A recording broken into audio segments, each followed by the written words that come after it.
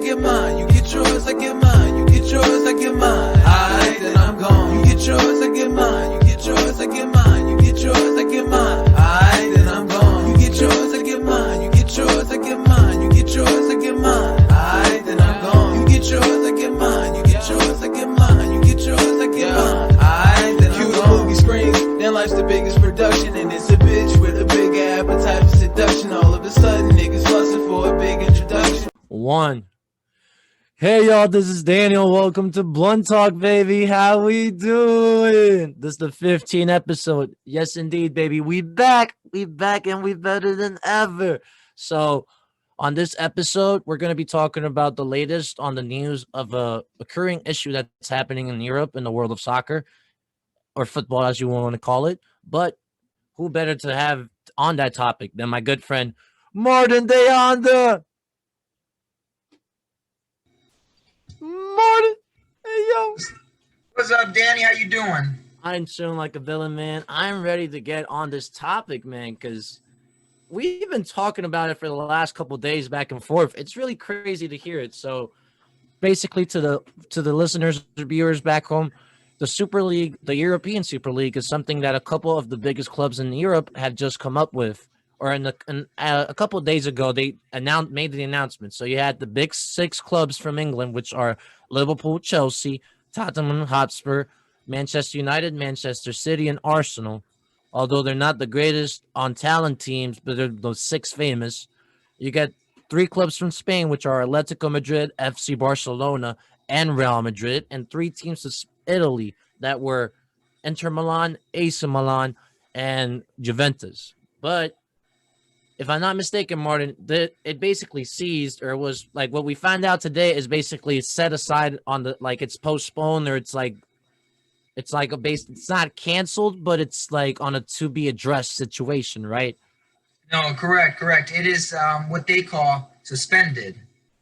But it is interesting. They didn't even include or invite, I shouldn't use the word include, but they did not invite a French team. They invited the two German teams, but they both back off the invitation. Plus, why do you think that is? Is there anything against PSG in your point, or like Monaco, or like Lyon, or any of the French Ligue 1 teams? Well, historically, the Ligue 1 or the French division, historically, they are good when it comes to their own competition, but they don't do much when involved to shaking the European core of soccer or football, whatever you want to call it. No, that's a good point. Regardless, they are new to the limelight. PSG has been pumping in a boatload of money. Lyon is historically well respected. They created players like Benzema. You see players like Lacazette as well. You got Umtiti most recently. Nabil Fekir.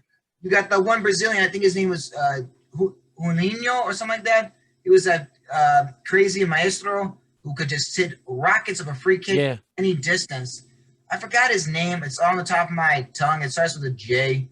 But, they're amazing. And you got Marseille as well, which is also great. Mm-hmm. Painted with a lot of racism and bigotry, sadly. But what is not. The other thing is, I'm very happy to hear that there were teams, because the way this worked, ladies and gentlemen, was like the people that started this league basically send out invites to other teams all around Europe, and some teams made announcements, like public announcements saying, yeah, we got the invitation, we're going to say no to this because we're not interested. And other teams that didn't say anything, but they got the invitation. I've heard that there was FC Bayern and Dortmund, like you said. FC Porto was a team from Portugal that would, I guess you could say, would have benefited from being in the Super League, but there really wasn't not that much reason for them to be in the Super League, being a team that's in one of the minority leagues of the European pyramid, if you want to view it like that. When we were finding out information about this too, the first couple teams, there are teams that started backing out right away as soon as their fans started protesting it, whether it was in-person protest or online bashing. You would hear everything on social media, Sky Sports, ESPN. I could keep going on, but everyone was talking about this, and everyone was with the same consensus, which is really weird to see about sport topics. You always have two sides, but everyone that was a fan or pundit or commentator and analyst was saying, this is so wrong for the game. Well, you're correct, but this once again shows the power of the media. Yes. It shows you that no matter what circumstances are under, you can paint any picture like Mean Girls, and you can make Perez the president and the main honcho at Madrid, who started the Super League, look like Regina George. For any of your viewers who've ever watched Mean Girls, that is the equivalence here. Cut their face out, we put them in a scrapbook, and we say that you are fugly. That's all it is. It shows you which side every part of the pyramid belongs. Yeah. The Super League seemed like a great initiative to bolster up the funds that were missing post-pandemic, and everybody hurt. Education, healthcare, humans. Fans were deprived of sports and entertainment, and who were the most upset? The owners and the shareholders. So what did they push? They said, let's make some more money. How do we get people more involved? Let's shorten the games. Let's make it a league. Whatever the case was, it caused unnecessary dispute and disagreement, because if you want to make the sport equal and fair for all, make it competitive. And by putting all these super teams in a super league, it's just PE. Everybody gets an award for participating. Good job. You get a gold star because you got up. Great job. You ran a 5-minute mile. You also ran a 12-minute mile. So everybody wins. And the one thing I want to point out, Martin, that goes along with what you're saying is, in a traditional standpoint, from what has soccer or football, if whatever you prefer to call it, has been throughout its whole history, this completely goes against the norm of what the history of the sport and the tradition of its structure and everything. For example, the promotion relegation, if you don't perform good, you get sent down to another division. This Super League created an American structured league in sense, you pay to get in, and then there's no consequences for you being bad. You're going to stay there no matter what. Don't forget, the Super League took a page right out of the MLS.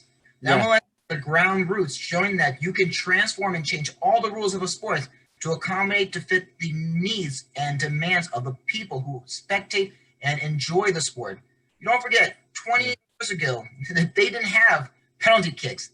They started from the halfway line and they ran their butt all the way down that yard and tried to score a goal. That looked like hockey, but that's what they did. What they called it back then, I forget the name, but it was different. It was a quote-unquote American. You page right out there, you look at Arsenal, one of the big main shareholders, or he has a big piece in the Arsenal, club and structure. He's an American investor. He's a entrepreneur. He loves the sports. He's watching and seeing how can we recover from this post-COVID-19. What better way to do this than make a untouchable league that the two top organizations that run the sport, FIFA and UEFA, since it's in Europe, cannot touch. The one thing is, if I was the owner of these teams, I can't blame him from the perspective of the pandemic has been so hard to everyone. So I could just imagine their reactions when they saw the actual number on the piece of the dotted line or whatever it was. They're like, is it seriously? This is how much money this is going to create for us? Just by joining, though, they were guaranteed $425 million just by joining. That's what I'm saying. Just by joining itself, it makes it so beneficial financially for you. The other thing I wanted to bring up is that this got announced. It would have been one thing for them to have announced this at the end of the season, in the middle of the summer, in an off season, so that there could have been time for either the competitions currently being in place. Because the problem is this completely stopped soccer for a minute in Europe, at least. Champions League was left aside to stop for a while. I don't know about the Premier League exactly, but I know there were some leagues that weren't having some games played for those couple days because they were trying to figure out what was happening. So it's really weird they just decided to drop this now out of nowhere. Well, it's not weird in my opinion. If you look at it, the only way to challenge and fight the status quo is to come up with a different norm. They took the approach that many people take when they want change. You have to seek the change you want in your community. To be the difference, you have to find the solution. The solution was to follow and back up someone who had this radical idea to take on two of the biggest powerhouses that control their sport and their industry. Think about it. You won't perform in any place. You have to challenge what is currently majority. Look at what's going on today in our country. We are trying to hold people accountable. They are taking a different approach here, which is not accountability, but a much more radical step above accountability. And that is Let's squash what currently exists and let's create our own new system. And that's what I saw it as. It was crazy, radical, but kind of exciting. Just think about it. Every single jersey has a FIFA logo on it. The jersey behind you has a FIFA logo on it. If it no longer exists, what does your jersey value now worth? Is it a collectible item or is it worthless? Cryptocurrency is very similar. No one knows what can happen. Things are fluid. Yeah.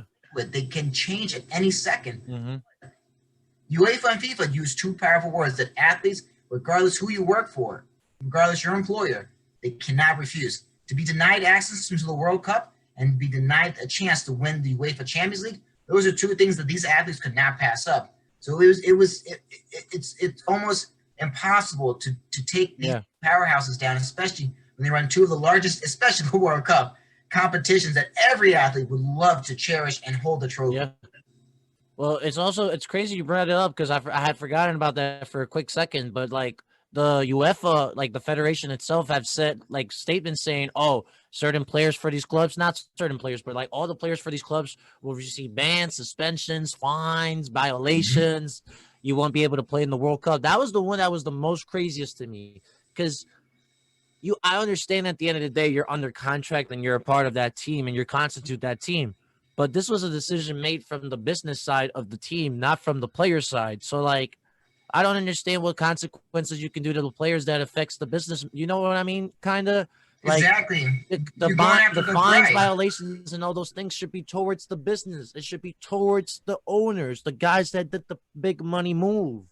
But remember, they represent the club, and the club is their employer. Yeah. But you can't, if you challenge someone and say you can't serve your country, now you're being treated like a criminal.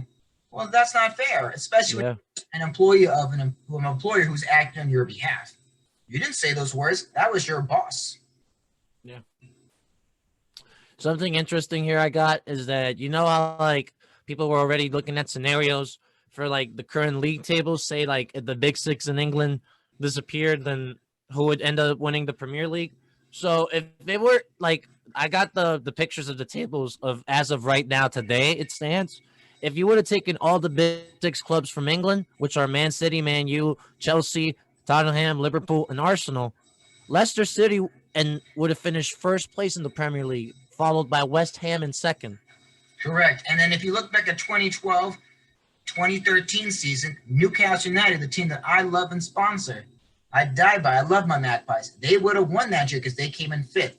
That was one of the best years they had in a long time. But you can see the story. The difference is when you make a team that produces and just spews elitism and just priority over the smaller clubs, well, you don't get these details. You don't get Leicester City's world-famous winning Premier League season. You don't get to see seasons such as what was that team in Spain that made it really far? Deportivo. Yeah. Deportivo had a terrible financial handling of their clubs, and now they're in the lower league in Spain. But they ran and also won the Champions League at points in their history. It's one of a smaller now because, respectfully, they just don't have the financial caliber anymore to keep with some of the bigger teams. But at a point, they had some historical runs. I mean, there's plenty of magical stories which we wouldn't call Cinderella stories. Yeah. There is the no underdog such thing story with the Super League completely disappears if you really think about it, because all the underdog teams become the top dog teams by that logic. You got it. But I was also gonna say, my bad. I was also gonna say in Spain, Sevilla would be winning the La Liga if that were the case, and in Italy, Atalanta would be winning in Italy this season. Atalanta deserves it. They played very well the last 2 years, at least. Atalanta's finished third the last 2-3 years. They've been playing very well. And they're good. They're not no slouches, man.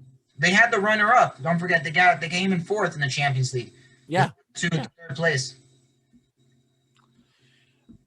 The thing that I'm curious to see is because in the reports that I was reading and like looking up during my research for this, like so people were saying that the guys that were behind the Super League, like the Florentino Perez and all those people, they wanted to do this and somehow still participate in the domestic leagues and in the Champions Leagues, which from my perspective, if you end up doing something that you can play in the domestic league and the Champions League and still have the Super League. That's just too much, man. That's too many games for these guys. It is, but think about it from a let's rewind and put ourselves back when we were really young. When we were really young, our parents wanted us to get involved in different activities and hobbies. That's why we are, as adults, have our hobbies nowadays. It's courteous of the routines that are established by your parent and or guardian. Whoever served at that role. They are trying to impose a structure where you have someone doing X amount of different participation. Eventually, you're going to get eliminated from these different participations. Yeah, because it's a tournament style, but it's a lot on the players. Their performance, their health, injuries is going to increase. You really don't leave a lot of room and time for them to rest. I'm not an expert in sports medicine, but we all know if you've ever had an injury that caused it because you did your wait time between your last activity to the most recent was not efficient. And that's where injuries happen the most. Because you're not prepared. Your body isn't set to continue. That's my biggest concern, because I'm surprised none of these people thought about it. Because think about it like this. Because say you play your Premier League game on a Saturday, then you play your Champions League match on the Tuesday, and then on the Thursday you play your Super League match, and then 2 days after that you got the next Premier League game, for example. You got it. And you need a big roster for that. It's an issue, man. It's happened this year with basketball, in an example. Like this season for basketball is a condensed season. There's less games, but there's more closer games to each other. There's a lot of backs-to-backs. A lot of players in the league are getting injured, for example.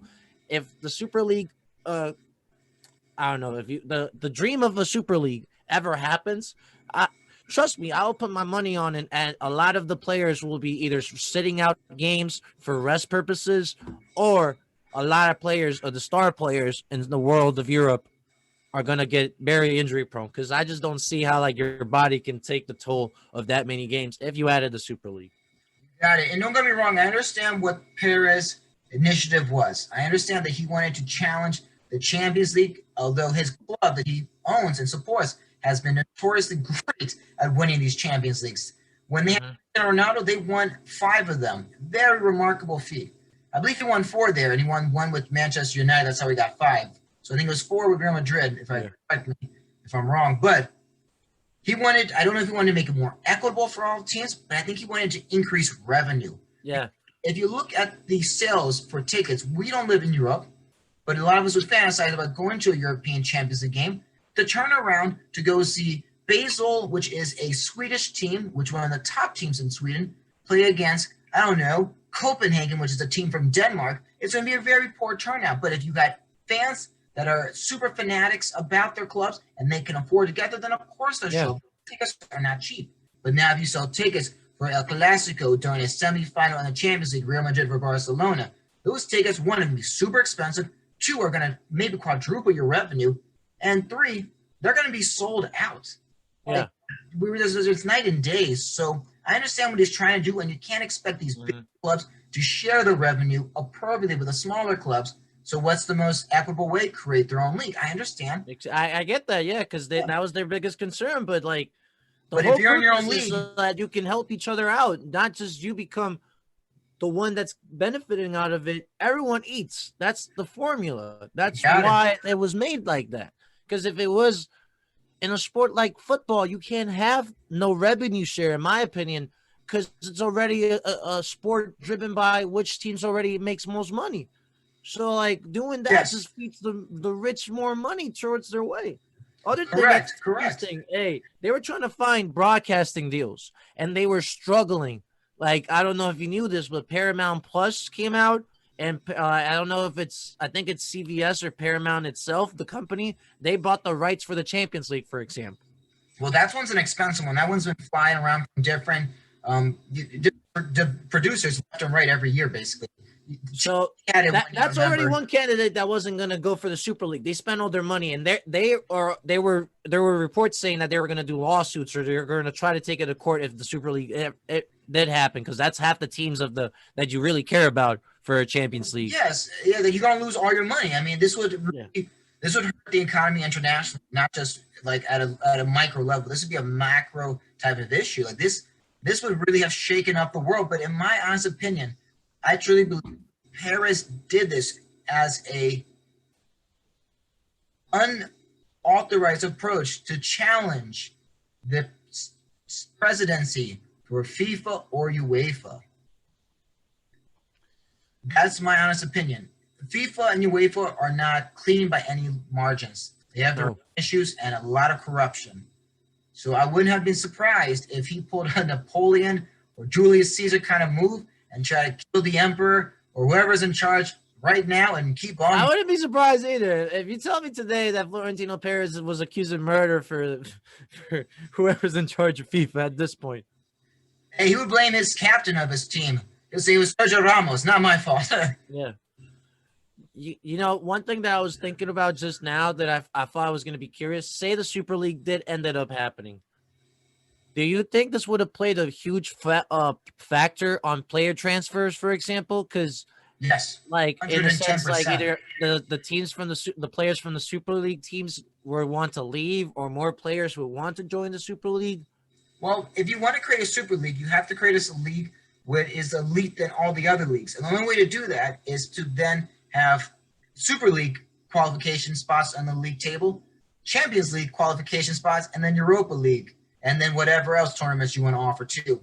But that means whoever qualifies the Super League would be excluded from all other competition except for the domestic league. I think that's where they should be. Because don't forget. So would you be? Is your ideal way of this is more like have it be like two different competitions? But you can't play for both. Don't forget, it'd be three because right now, with the Europa League, so 3, but you can't play for both, two more than one competition. You got it exactly. So then, how do you make qualification for that in a sense? Because would you say that the best teams qualify for the Super League or for the Champions League, or does it mean like in your view, does that make it so it's Super League, Champions League, Europa League? My opinion is this: top 2 of every league that wants to sign a contract to give it a try and apply the Super League gets the spot. Only the top 2 of every league. Gives the other smaller leagues that are minorities a chance to make some history and shake up the big major money makers right now. Yeah. League, Bundesliga, Ligue 1, La Liga, you name it. They're going to shake them and gives them a fighting chance. And, maybe they can't support it because the country doesn't really have that high of a demand for soccer, but it gives them opportunity. Then give 3rd and 4th an opportunity to go to Champions League, and then obviously 5th and 6th go to Europa League like always. But right now, obviously, it's interesting who gets how many spots per different league. Obviously, Premier League always gets more than many other leagues, but it's always interesting, and that's just my honest opinion to make it most equitable, be financially suitable for many of these clubs. I don't think so, because think about it. You're getting these popular clubs. You'll get like big name clubs from countries you may not even hear of, but you'll get to see players showcase their talent every 4 years. This is my thought process. Ideally, this is going to sound very ridiculous, but you should really just make the Super League be another World Cup. And when I say be another World Cup, I don't mean the structure of a World Cup, but I'm saying you can do something. If you want to do the Super League, you can do it every 2 years or every 4 years or a certain amount of years, but not every season. That way, it doesn't take that much of a toll on a team because of the players. That way, it makes it like less injuries or injury-prone situations. You can actually rotate your roster better. It gives you more. It gives. I don't know, because my thought process with this is that the Super League, it shouldn't. If it becomes a full, long-term, like actual, like legit thing that like the teams just play every year as an actual season. I don't see the what's the word I want to use? I don't see the appeal to it because we already with a tournament with the Champions League, it was already basically if you're an underdog, it's very, very little chance you're gonna have, but you're probably gonna have a good shot still. But in most cases, the Champions League, it's the semifinals ends up being the 4 of the greatest teams that were in the selection. So we already see enough of the best talent against each other at a decent amount of time. I feel like doing a Super League and doing it every year would I'd get tired of seeing Barcelona play Dortmund for the 4th time this season type or something. I got you. No, I agree. I mean, it takes away from what we currently have. I mean, even the only issue with the Super League, it excludes the rest of the world. It only includes exactly. And to make it the most exciting, I think it'd be very cool that they could pull it off. And you're right. I like the Club World Cup concept, But let's say every 4 years, only the top team on that 4th year who won the league previously gets to participate, which really makes it really hard.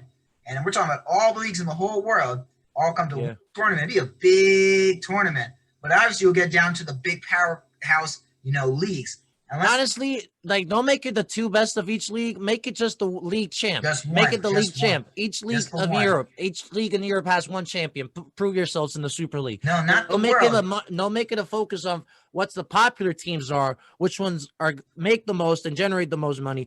If you're gonna do a Super League, just make it so it's the team that the best team of each league, each country that season. You got it, but I would love to see not just Europe but the whole world. I think that'd be crazy.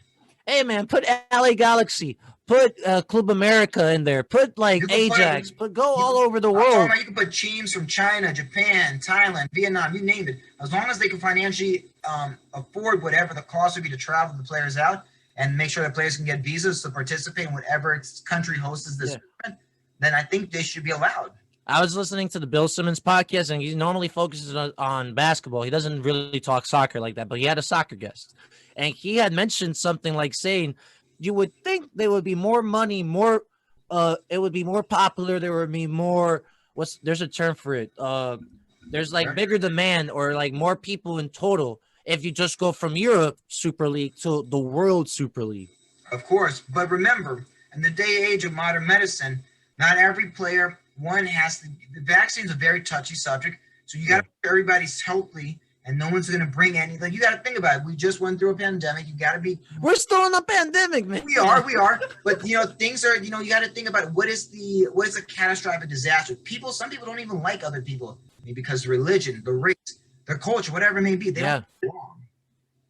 And there's so many other factors. You mentioned it. Traveling is one, because traveling is not cheap at all for teams, especially. And some countries have travel bans or maybe restrictions. Thank you. That's another thing that can affect it. Other things is like, for example, daytime. I was gonna say daytime savings. No, it's like the time zone, the time of day, the weather, and things like that. Because you could have like a team like, say, well, this is not the best example, but like Salt Lake City. In Salt Lake City, Utah is cold as hell. Then they play against Real Madrid, and Real Madrid has to fly to Utah, for example, for a game. The weather's gonna, I don't know, but that's another factor. There's so many factors. Because, for example, if you include teams from different leagues, like the MLS has a salary cap for soccer. No, I don't think there's any other league that does that. So how would it be like for transfers? How would it be for like designated players? How would it? It's a lot, man. But the one thing I say is this: I hope one day in my lifetime, before I die, there's a league that does what the Super League intended to do, but does it more fairly. Does a better job on it, and I hope it doesn't ruin soccer. That's really it. They call that the Club World Cup, and that's only for the people that win the big tournaments in their division. CONCACAF winner gets to play. You get them. Bayern Munich won it last time because they won the Champions League. It makes it very apparent that whoever wins the European Cup always wins the Club World Cup. Like, you remember that year Neymar was playing for Santos and Barcelona won the Champions League? Neymar had to bring Santos against Barcelona, which would beat them like 5-0 or something like that. Like, of course, you're not going to be able to beat these powerhouses, so it makes it very unfair. Yeah. But, it is interesting. I mean, hopefully there is something they can push out there. Only time will tell. I mean, my biggest curiosity is what do you do from this? Now that the Super League has been suspended. Well, we got to see, man, because we don't even know when we're going to get the game starting back up again. Because, like, we are getting reports now that teams are still iffy. Like, they haven't fully committed to backing out of it. Correct. But that's not my thing I'm thinking of. It's what does the organizations that run soccer do next? Do they chase them? Like, they're gonna my perspective, they got to hit hefty fines, violations, or suspensions, not to the players specifically. Focus on the financial, like the business people that. You really think they're going to hurt their pockets, or do you think that they're going to create a witch trial and try to push them out? Because I think I see them chasing these people out and trying to make them. Because I don't think I think it's easier for UEFA and FIFA, whichever specifically, to just be like, yo, we need a replacement for these people or something like that. Look at Manchester United, Ed Woodward. Great guy. He resigned, didn't he? He had to resign. He brought in a lot of great players to the team while his time at Man U. But he had to resign because he made that decision. And he to not make the ship go down, the captain, jumped off and went his own way. I am curious to see what they'll do next. It's almost like the post-World War II. They're like the Nuremberg trials and go and try to get every single person that they believe was an enemy of the people. Because that's how they painted it. They made everybody seem like they're an enemy against the fans. They are doing this against you guys. We need to fight them back. Well, it's never going to happen, but I feel like they should remove some points off the tables for these teams. You really think so? They should be. I feel like, or something. Or something at like a goal differential. Like add 10 goals to the goal differential, subtract 10 goals, whichever affects them the worst or something. Again, remember, they're not the ones, the players and the coach never made that decision. They're just employees. But it's the club itself. It's the club as a whole. Because you can say it was the business people that did it, but at the end of the day, the business people did it, but they represent the club, and everyone that represents the club is going to be affected by it just by association. Correct. At the end of the day. It's what I was saying earlier. The players didn't do anything about this, and heck, the players have been saying out loud, "Hey, we weren't approving this. We weren't supporting this. What is up with this? We want to play." Well, they would speak up, and then they get silenced. Look at Guardiola. Pep spoke up, and Man City cut the mic off. I mean, you ever been in a group project before when you were in college? Yeah, and a project where someone put no effort in, but got the credit. Yeah, that's basically. Let's flip that around, and let's say that they did all the work and everybody else got the credit, but then they open their mouth and say something that is inappropriate and wrong, and now no one gets credit. And everybody gets punished. That's what happens. Someone opened their mouth and said something that was not in the right place or the right time. I believe Perez had great intentions, but at the wrong time. However, I do wonder what is next. What is the next motive that FIFA and UEFA will do next? They're not done. It's only been. Oh, there's no way this is the last we hear. It's only Wednesday, man, and this one came out on Sunday, right? Yeah. I'm intrigued, man, because there's definitely going to be something happening. There's going to have to be something big. No, there is. It's going to be. Time will tell, man. And I'm curious to see. Hopefully, the Champions League finishes. Hopefully, like leagues like the Premier League, La Liga, all these other leagues are able to finish, because I would hate for these guys. Seasons got canceled, pandemic, and like they were weird seasons. Like now you gotta tell me that it's something not a pandemic driven. All right, but it's bad wording, but you know what I'm trying to say. It's not a pandemic causing them to have to do this. It's an actual serious financial business issue. That's why they're stopping. So I'm hopeful we get soccer back for these teams, leagues, and the clubs probably won't be affected. But like if the clubs can just like completely cut all this nonsense and just focus back on their domestic leagues, then we'll. Hey, we'll see. It is interesting. I don't know if stuff like this has happened before in history, because I never really, did my research and like I wasn't really curious. I heard about it before. I remember Arsene Wenger when he did a report or a post-match interview when he was back at Arsenal. He made it clear that there could be a Super League, and he was right. He was quoted back in 2009 that it's fact. He said that, and it made me wonder.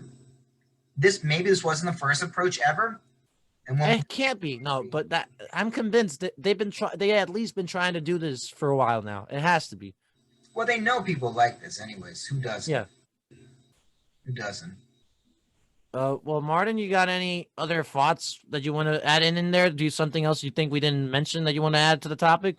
No, not really. I think we touched it all up. I mean, like you told your viewers, this is a very fluid situation. This all unraveled on Sunday, and it's only Wednesday. So, although we were told today is Wednesday the 21st to all the listeners and viewers. So if any of this information changes or anything, or any new info comes out, I apologize for us not discussing it, but we are discussing this at the current moment and to the best extent we can. So this is all we know at the moment.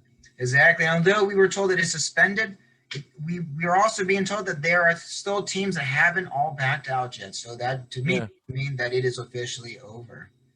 It'll be interesting to see the next coming days what actually comes out of it, from I agree. where it comes out of it too. The only thing I want to leave with your viewers is just a closing thought is, if you were in the position of these owners, not the fan, what would you do? What would you do? As a fan, I love the sport, but as an owner, if my team is suffering, as an example, like Barcelona is financially due to poor management, what do? Do you let the club become like Deportivo and collapse and become part of history? And my answer to that is from the businessman perspective. At the end of the day, you're viewing, even though it's a team and a sport, it's still a business, and you're viewing it from a business perspective. How can I increase my income? How can I make more money? How can I be more successful? They didn't with the Super League decision, they focused on that perspective of it and not on how it affects the sport, how it affects the team.